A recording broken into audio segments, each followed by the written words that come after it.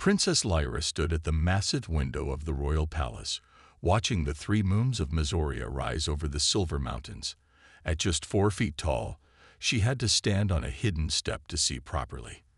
The step was her own secret, one of many small adaptations she'd made to survive in a world built for giants. "Princess, the Emperor requests your presence," announced Guard Captain Drez from the doorway. His 8-foot frame barely fit through the entrance. Lyra turned, her face calm despite the flutter in her chest. Meetings with her father rarely brought good news. "Thank you, Captain. I will come at once." She walked through the long hallways of the palace, passing servants and nobles who barely bothered to hide their looks of pity or disgust. In Mazorian society, size meant everything. Strength, power, respect, all came from physical stature. And Princess Lyra, daughter of the mighty Emperor Zorth, had been born with a rare condition that left her barely half the size of even the smallest adult Mazorian. The throne room doors loomed ahead, 3 times her height. 2 guards pushed them open without acknowledging her. Inside, Emperor Zorth sat on his crystal throne, his massive form draped in the traditional purple robes of the imperial family. "Father," Lyra bowed, the formal greeting required by protocol. "Daughter." His voice echoed in the vast chamber. "Tomorrow begins your 25th cycle." "Yes, father." Lyra knew what this meant. The traditional mating ceremony approached, the time when royal children were presented to potential suitors from the 7 allied species. For normal princesses, it was a time of celebration and opportunity. "The final list of suitors has been prepared." The Emperor gestured, and Royal Advisor Kren stepped forward with a data tablet. Kren cleared his throat, his face showing discomfort. "Your Majesty, I regret to inform that there are no names on the list." Silence filled the room. Though Lyra had expected this, the public acknowledgement still stung like acid. "None." The Emperor's voice was dangerously quiet. "Not even from the minor houses of the outer systems." "No, Your Majesty. Not even the Kruldarians, who are known to accept unusual mates." Lyra kept her face blank, though inside she burned with humiliation. The Kruldarians were known throughout the galaxy as desperate opportunists who would mate with almost any species for political advantage. Emperor Zorth sighed, a rumbling sound like distant thunder. "So be it." He turned his gaze to Lyra. "We have received word that the humans have accepted our invitation for diplomatic talks. They are a small, weak species we discovered in the outer arm of the galaxy last cycle. Primitive, but they have some useful technology and resources." Lyra nodded, unsure where this was heading. "Since you have no marriage prospects," the Emperor continued, "you will handle the human delegation. It is a task suited to your stature. Perhaps you will find common ground with these tiny creatures." Several courtiers nearby failed to suppress their laughter. "As you wish, father," Lyra replied, her voice steady despite the intended insult. "The human ship arrives in 3 days. Prepare yourself and the Eastern diplomatic wing." With a wave of his hand, he dismissed her. As Lyra walked back to her chambers, her mind raced. While others saw this assignment as further proof of her worthlessness, she saw opportunity. Humans were unknown, new to the galactic stage. No one had bothered to study them closely because no one thought them important. But Lyra knew better than anyone how dangerous it was to underestimate the small. 3 days passed quickly as Princess Lyra prepared for the human delegation. She studied the limited information available about humans in the Imperial databases. Most reports dismissed them as weak and primitive, but Lyra noticed something others had missed. Humans had advanced remarkably fast compared to other species. "Princess, the human ship has entered orbit," announced Tela, her personal assistant. Lyra nodded. "Are the welcome chambers ready?" "Yes, Princess. Though many wonder why we use the formal diplomatic hall for such minor visitors." "Because," Lyra replied firmly, "proper protocol matters, regardless of who visits." An hour later, Lyra stood in the grand reception hall. Nearby, several tall Mazorian officials waited, looking bored and annoyed at being assigned to this duty. The massive doors slid open, and the human delegation entered. Lyra felt a moment of surprise. The reports said humans were small, but the man who led the group stood nearly 6 feet tall, taller than her, though still much shorter than the average Mizorian. "Welcome to Mizoria," Lyra said, stepping forward. "I am Princess Lyra, daughter of Emperor Zorth." The human looked surprised, as if he hadn't expected to meet royalty. He bowed smoothly. "Commander James Reynolds of the Earth Diplomatic Corps. It's an honor, Your Highness." His eyes were a striking blue, and Lyra noticed they didn't hold the disgust or pity she usually saw when people looked at her. Instead, they showed respect and curiosity. "The honor is ours, Commander," she replied. "Please, follow me to the discussion chamber." As they walked, one of the Mizorian officials, Minister Growth, leaned down to whisper loudly to another. "See how appropriately sized the princess is for these creatures. Perhaps we should offer her as a mate to strengthen the alliance." Several officials laughed, not bothering to keep their voices down. They assumed the humans couldn't understand their language yet. But Lyra saw Commander Reynolds' jaw tighten slightly. He understood.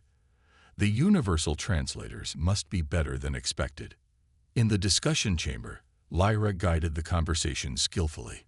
"We have prepared a traditional greeting feast. Before we begin, I should explain some important customs." She described several complex Mizorian eating rituals.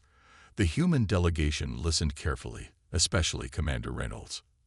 When the food arrived, Minister Growth watched eagerly, clearly hoping to see the humans embarrass themselves by breaking protocol. But Commander Reynolds perfectly followed each ritual Lyra had described. His team followed his example flawlessly. Minister Growth frowned. "You learn quickly for primitives. We find that respecting the customs of others is basic diplomacy," Reynolds replied calmly. Princess Lyra's explanations were excellent. "A pity her only use is teaching simple concepts to simple species," another official muttered in Mizorian. Reynolds surprised everyone by responding in rough but understandable Mizorian. "Where I come from, we value knowledge and skill above physical attributes. Princess Lyra has shown more diplomatic skill in our brief meeting than many officials I've met who are twice her size." Silence fell over the room. No one had ever defended Lyra so directly. Minister Growth recovered first. "You speak our language. Impressive for a human." "I studied it for months," Reynolds said, switching back to his language. "Though I'm still learning, I hope Princess Lyra will forgive any mistakes." "There is nothing to forgive, Commander," Lyra said, feeling strangely warm inside. "Your efforts honor us." For the first time in her life, Lyra felt truly seen. This human valued her mind, not her size. As the meeting continued, she found herself speaking more freely, sharing ideas she would normally keep hidden. And Commander Reynolds listened to every word as if it mattered. Over the next week, Princess Lyra and Commander Reynolds spent many hours together. Their diplomatic meetings often extended beyond official business as they learned about each other's worlds. "Your technology is impressive," Reynolds said one afternoon as they walked through the royal gardens. "Especially your star drives. And your adaptability is remarkable," Lyra replied. "Your species has overcome so many challenges without our advantages." Reynolds smiled. "Humans are good at finding unusual solutions." They stopped near a fountain where the water flowed upward, defying gravity. Unlike the grand structures built for Mizorian heights, this garden had been designed by Lyra with smaller pathways and lower benches. "This place is different from the rest of the palace," Reynolds observed. "I designed it myself," Lyra admitted. "Somewhere I can reach everything without assistance." Reynolds nodded with understanding. "It's beautiful. On Earth, we have gardens with many different sizes and purposes. We believe environments should adapt to people, not the other way around." As they sat on a bench perfectly sized for them both, Lyra found herself sharing things she had never told anyone. "My small size comes from a rare genetic variation. It affects fewer than 1 in 1 million Missourians, she explained. But it also gave me enhanced mental abilities. I can process information faster than normal Missourians, and my memory is nearly perfect. So your difference is actually an advantage in many ways, Reynolds said. Lyra looked surprised. No one has ever seen it that way. In our culture, physical strength is everything. Intelligence is valued only when paired with size. Humans learned long ago that different traits serve different purposes, Reynolds replied. The strongest person isn't always the best leader. The tallest isn't always the wisest. Before Lyra could respond, 3 tall Missourian nobles approached. She recognized them as sons of powerful families, all known for their dislike of outsiders. Princess, the leader said with a mocking bow. Plain tour guide to the primitive. How? Fitting for someone of your stature. Lyra felt her face grow hot, but kept her expression calm. Lord Dres, Commander Reynolds is an honored guest of the Emperor. Lord Dres looked down at Reynolds with obvious contempt. I heard humans are even smaller than you, Princess, yet this one seems almost normal-sized. Did they send their giant? Reynolds stood, still much shorter than the Missourians, but somehow not seeming small. I'm actually quite average for a human male. We value diversity in all forms. How convenient for your weak species, another noble sneered. Weak? Reynolds raised an eyebrow. Interesting assumption. On Earth, we have a saying, judge strength by challenges overcome, not obstacles never faced. The nobles looked confused, then annoyed at being challenged. You speak boldly for a guest, Lord Dres said coldly. And you speak rudely for a host, Reynolds replied, his voice pleasant but firm. Especially to your princess, whose intelligence and diplomatic skill have impressed my entire delegation. Lord Dres's face darkened with anger. Perhaps you find her appealing, because she's closer to your size. Humans might consider taking her off our hands. No Missourian male will have her. Lyra felt the familiar pain of such comments, though she had long learned to hide it. But Reynolds surprised everyone. Instead of showing offense, he smiled. If Princess Lyra ever considered a human mate, she would have many eager suitors on Earth. Intelligence, grace, and character are highly prized qualities where I come from. The noble stared in shock. Lyra could hardly believe her ears. How dare you, Suggest? Lord Dres began. It was you who suggested it, Lord Dres, Reynolds pointed out calmly. I merely noted that on Earth, Princess Lyra would be considered a remarkable catch by any standard. As the nobles stormed off, muttering threats, Lyra turned to Reynolds with new eyes. No one had ever defended her worth so directly, or suggested she might be desirable just as she was. Thank you, she said softly, though you shouldn't make enemies for my sake. Reynolds smiled. Where I come from, standing up for what's right is always worth it. News of Commander Reynolds' comments spread through the palace like wildfire. By morning, everyone had heard that the human diplomat had suggested Princess Lyra would be desirable on Earth. Emperor Zorth summoned Lyra to the throne room immediately. Is it true? The Emperor demanded as soon as she entered. Did the human suggest he would take you as a mate? Lyra chose her words carefully. Father, Lord Dres insulted both me and our guests. Commander Reynolds merely pointed out that on Earth, my qualities would be valued differently. The Emperor's massive fist crashed down on his throne armrest. This is an insult. These primitives think they can come here and take a princess of the imperial bloodline. Lyra noticed something interesting in her father's reaction. He was simultaneously offended that a lesser species would presume to court his daughter, yet also intrigued by the possibility of removing his embarrassing offspring from court. Father, I believe Commander Reynolds was simply defending my honor, not making an actual proposal. The Emperor narrowed his eyes. And how you feel about this human? The question surprised her. No one had ever asked about her feelings before. I find him interesting, she admitted. His species values different qualities than ours. They see strength in adaptability and intelligence, not just physical power. The Emperor leaned back. Perhaps this could be useful. The humans have technology we want. A diplomatic union might secure their cooperation. Lyra felt a chill. Her father was already calculating how to use her, as always. Later that day, Lyra met with Commander Reynolds to warn him. "The court is in an uproar over your comments," she explained as they walked in her garden. Reynolds looked concerned. "I apologize if I caused you trouble. That wasn't my intention." "No need to apologize. But you should know that my father might try to use this situation." Before Reynolds could respond, alarms blared throughout the palace. Palace guards rushed past them. "What's happening?" Reynolds asked. Lyra accessed the palace security system through her personal device. "There's been an attack on your delegation's quarters." They hurried to the guest wing. When they arrived, they found 2 human diplomats being treated for injuries while palace security investigated. "Commander," one of the injured humans called out, "they took our data cores and the treaty drafts." Reynolds knelt beside his colleague. "Who did?"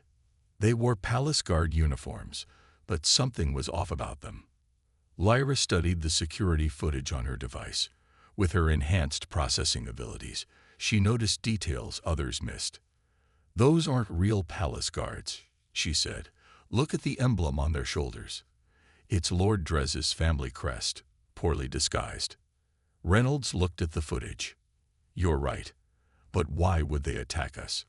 "Some noble families oppose any alliance with newer species," Lyra explained. "They believe Mazoria should only deal with the older, established galactic powers." "We need to recover those data cores," Reynolds said urgently. "They contain sensitive information about Earth." Lyra made a quick decision. "I know a way to track them. My size lets me access maintenance passages that most Mazorians can't use. We can cut them off before they leave the palace." Reynolds nodded. "Lead the way." Together, they raced through the palace. Lyra guided them through narrow service tunnels that even Reynolds had to crouch to navigate. Her perfect memory of the palace layout allowed them to move quickly while avoiding detection. They emerged from a hidden panel just as the fake guards were about to enter a transport bay. "Stop," Lyra commanded, stepping out. The imposters turned in surprise. "Princess." The leader hesitated, clearly not expecting her. Reynolds slipped out behind her, staying in the shadows. "Return what you've stolen," Lyra demanded, "or face imperial justice." The thieves laughed. "And who will enforce it? You, tiny princess?" "No," Reynolds said, stepping forward. "Us."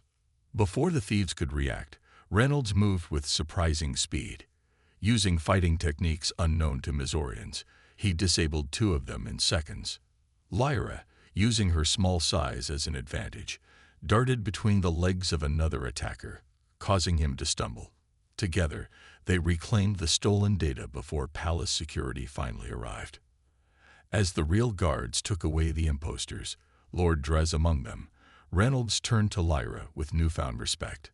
"We make a good team," he said. Lyra smiled. For once, she didn't feel small at all. The arrest of Lord Drez caused a sensation throughout the Mazorian Empire. A noble from one of the oldest families caught attacking foreign diplomats. The imperial court buzzed with gossip and speculation. Princess Lyra found herself suddenly visible in a new way.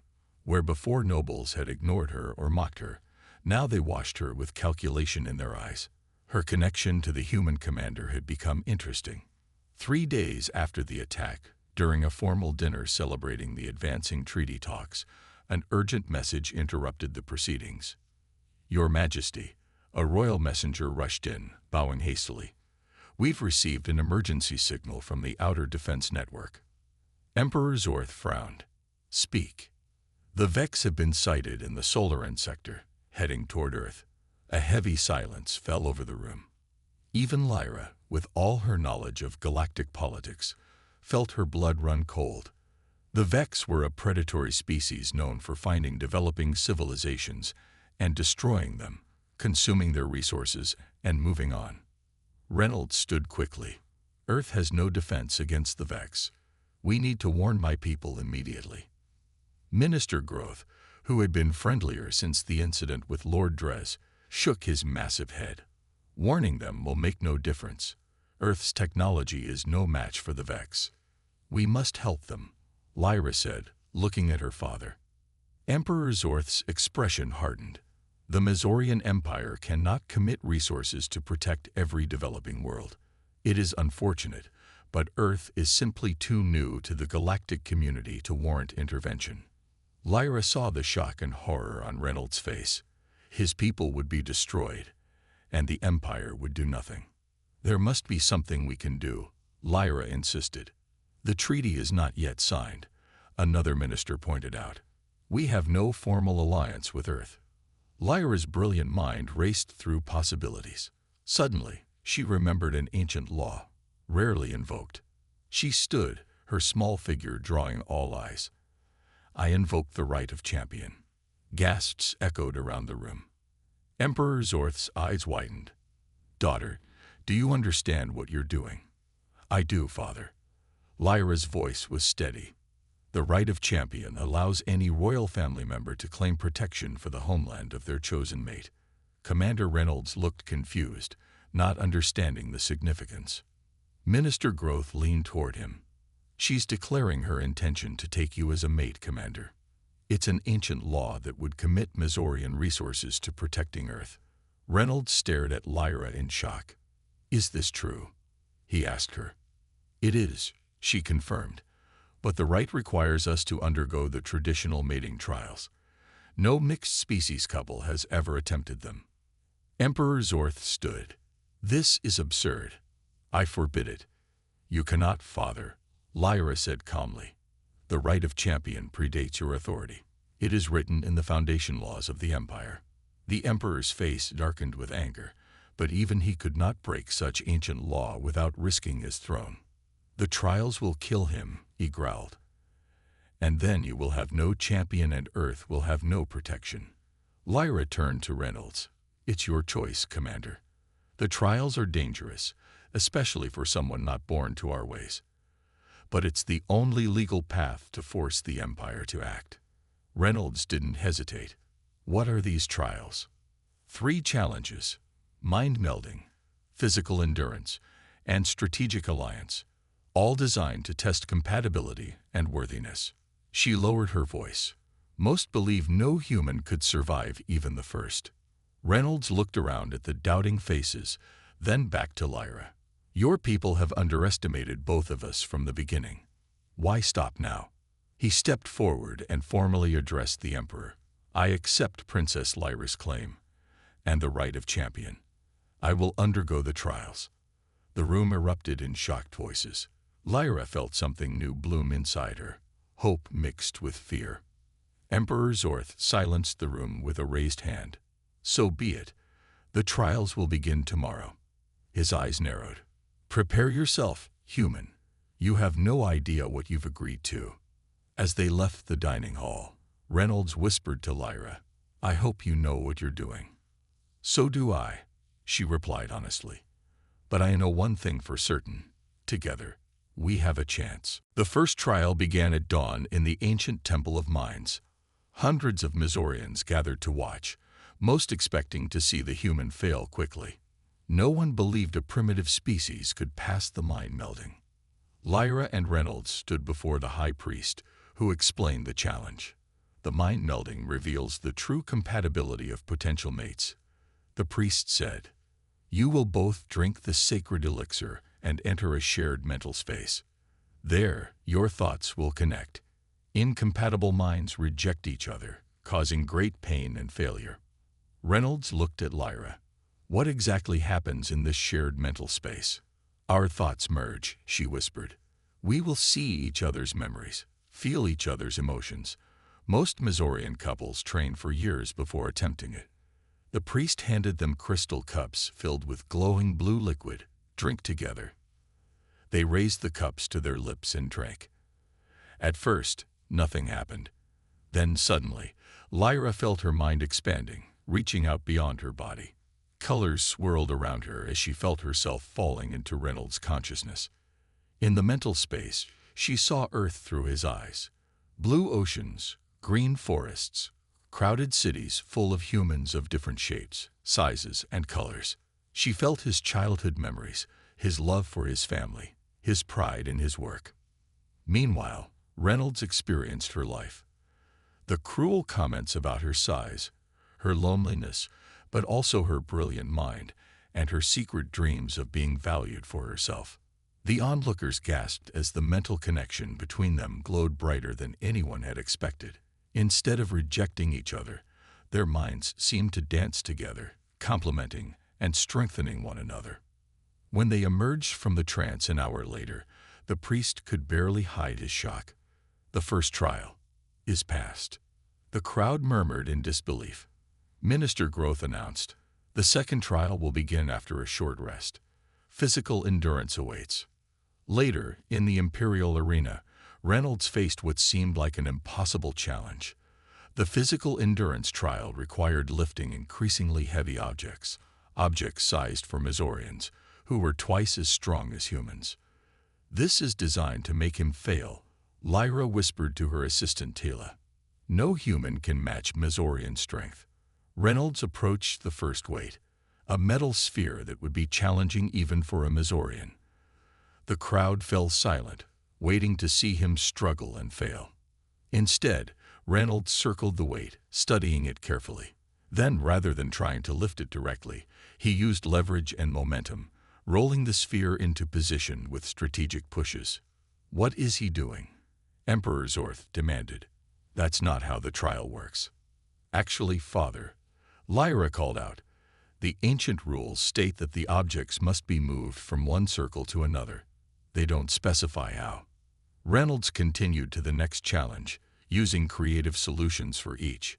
Where Mizorians would use brute strength, he used physics and technique. For one particularly massive object, he built a simple pulley system from materials in the arena. The judges conferred, searching the ancient texts for any rule against his methods.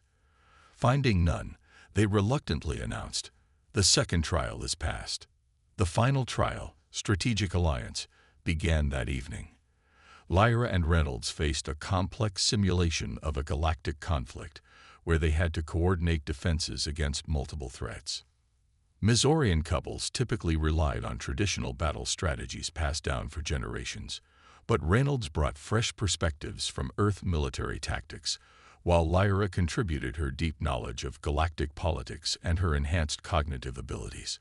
Where Mizorians would meet force with greater force, Reynolds suggested diversions and unexpected maneuvers. Lyra quickly adapted these ideas to Mizorian technology, creating hybrid strategies no one had seen before. Together, they resolved the simulated crisis with minimal losses, demonstrating how Mizorian power combined with human innovation created something greater than either alone. As the final simulation ended, the chief judge looked stunned. All three trials passed. Emperor Zorth could hardly believe it. Impossible. But the evidence was clear. Against all expectations, the tiny princess and the human had succeeded where no mixed species couple had before. By ancient law, the high priest announced, the union is recognized. The right of champion is valid. Lyra turned to Reynolds, her eyes shining. Now we can save Earth. With the trials complete and their union recognized, Emperor Zorth was forced to honor the right of champion. Though clearly unhappy, he ordered a battle fleet to defend Earth from the approaching Vex. "We depart tomorrow," he told Lyra and Reynolds. "But know this, I commit only the minimum forces required by law." Reynolds bowed respectfully. "Any help is appreciated, Your Majesty." As they prepared for the journey, Lyra accessed the Imperial military database with her royal clearance. Her enhanced processing abilities allowed her to quickly analyze Vex attack patterns from previous encounters. "They always target communication systems first," she told Reynolds as they studied the data in her quarters. "If we can protect Earth's communication networks, we might have a chance." "Earth doesn't have shields like Mizorian ships," Reynolds said.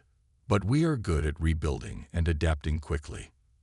The journey to Earth took 3 days in the Missourian battleships. As they traveled, Lyra and Reynolds worked together to develop a defense strategy that combined Missourian technology with human unpredictability. When they arrived in Earth's solar system, they discovered terrible news. The Vex had detected their approach and accelerated their timeline. The attack on Earth had already begun. They're jamming all signals to the planet, a Missourian officer reported. Earth's defenses are failing. We need to break through and coordinate with Earth's military, Reynolds said urgently. Emperor Zorth, commanding the flagship, shook his head. The Vex outnumber us. A direct approach would be suicide. Lyra studied the tactical display with her quick mind. We don't need to attack directly. Look at their formation. There's a pattern. She pointed to a seemingly random arrangement of Vex ships. They always position their command vessel exactly 12 units from their jamming ships. If we can locate the jamming ships, we can find their command center. Reynolds caught on quickly. And if we take out their command center, the rest will fall into disarray, Lyra finished. It's how they've been defeated before. Emperor Zorth looked skeptical, but had no better plan. How do you propose to reach their command vessel through their defense grid? With a small, fast ship, Reynolds suggested. Something they wouldn't expect. All eyes turned to the Imperial scout vessel, the smallest, fastest ship in the fleet. I'll pilot it, Reynolds volunteered. You? Emperor Zorth laughed. You don't know how to fly a Missourian vessel. I've been learning, Reynolds replied. And I need a navigator who can process information quickly enough to identify the jamming ships as we pass. He turned to Lyra, someone small enough to fit in the navigator's compartment, which was designed for Missourian children during training. Lyra realized what he was suggesting. You want us to go together? It's our best chance, he said. Your mind, my piloting. Emperor Zorth objected immediately. I forbid it. I will not risk the Imperial bloodline on this suicide mission. Father, Lyra said firmly, by law, I am bound to my champion. Where he goes, I go. Before the Emperor could argue further, the flagship shuddered under enemy fire. The Vex had found them. We have no time to debate, Reynolds said. Earth is dying down there. Lyra made her decision. We're going, Father. The fleet can create a diversion while we slip through. With chaos erupting around them, they raced to the scout ship. As Reynolds took the pilot's seat, Lyra settled into the navigator's station, perfectly sized for her smaller frame. Ready? He asked as the ship powered up. Ready, she confirmed, her mind already calculating jump trajectories and scanning for Vex communication signatures. They launched from the flagship just as another blast rocked the larger vessel. As they sped toward the heart of the Vex fleet, Emperor Zorth ordered the battle group to create a diversion. Find those jamming ships, Reynolds said, expertly maneuvering through enemy fire. Lyra's hands flew over the controls, her enhanced mind processing data faster than any normal Missourian could. 3 signals detected. They form a triangle around. There. The command ship is at these coordinates. Reynolds grinned as he punched in the course. Hold on, Princess. This is going to be close. As they dove toward their target, Lyra realized something important. For the first time in her life, someone was trusting her completely. Her small size, rather than being the hindrance, was proving essential to their mission. And Earth's survival now depended on them both. The small scout ship raced through the chaos of battle. Reynolds piloted with incredible skill, making maneuvers the Vex had never seen before. Lyra's quick mind guided them through the enemy formation toward the command ship. They'd spotted us, Reynolds warned as enemy fire flashed past their vessel.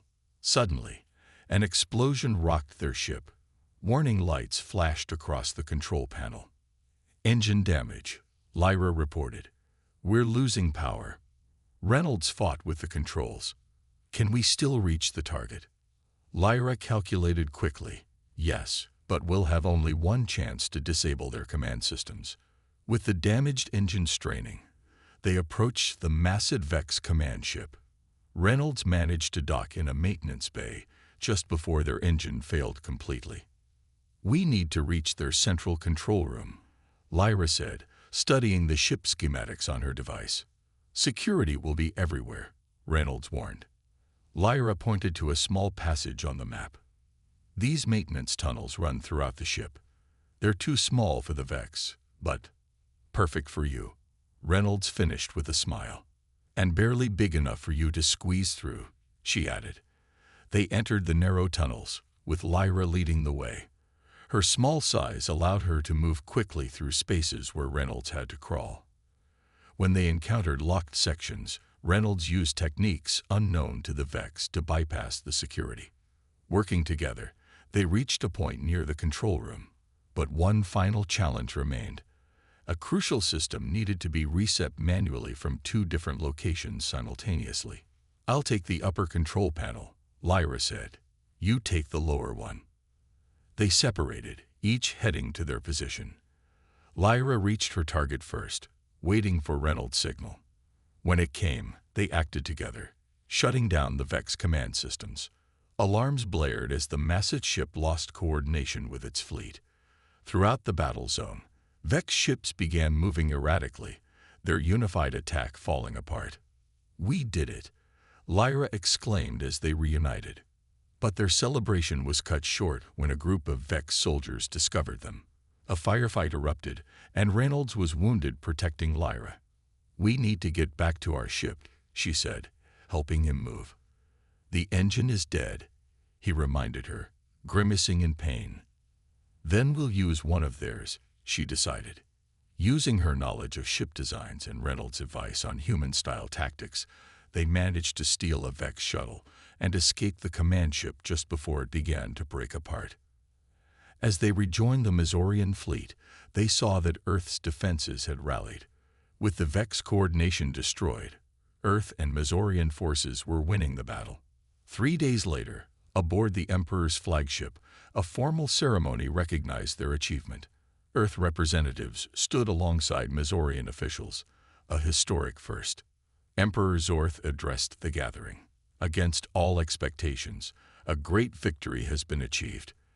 The Vex threat has been driven back, and a new alliance forged." He turned to Reynolds and Lyra. "What many saw as weaknesses proved to be strengths.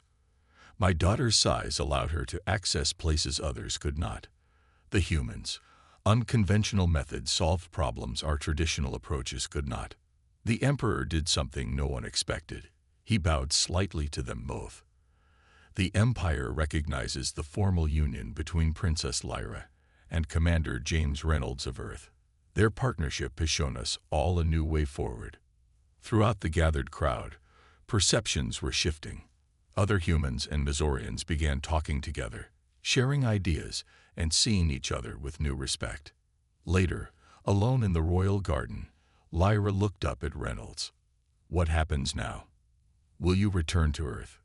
"Eventually, we should visit," he said, taking her hand. "But I was thinking we might serve as ambassadors between our worlds. There's much we can learn from each other." Lyra smiled. "No one wanted me because I was too small. No one valued humans because they thought you were too weak." How wrong they all were. Reynolds nodded. "Sometimes the greatest strength is seeing value where others don't." As news of their story spread throughout the galaxy, other species began to reconsider their own prejudices. New partnerships formed between unlikely allies, each bringing unique qualities to the table. In the Imperial archives, historians recorded this turning point with a simple title, "The Princess's Choice." The moment when a tiny princess no alien male wanted chose a human who saw her true worth, and together they changed the galaxy forever.